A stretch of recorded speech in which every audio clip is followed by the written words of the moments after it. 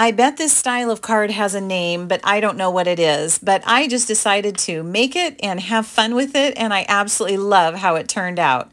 So I made a birthday card using the Bold and Bright Designer Series paper, which is absolutely adorable. And then this stamp set is the Simply Said stamp set, which has the greatest sentiments in it. So I cut different strips from the cards or from the Designer Series paper, and I just arranged them all over the card base.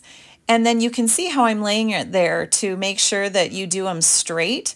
So I did the middle first, and then I did the outsides. And I absolutely love how this looks. I think I used every print in the pack, and they look so cute together.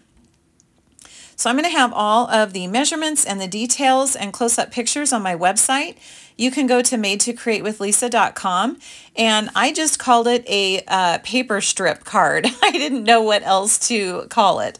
So if you look up the Simply Said paper strip birthday card, you'll be able to find all of the details. Now I added on this pool party twine. Pool party isn't even a color in there, but look how great it looks with all of this colorful paper. And we'll put on the sentiment with some dimensionals and add a few of the beautiful iridescent faceted gems, which I love, and it's finished.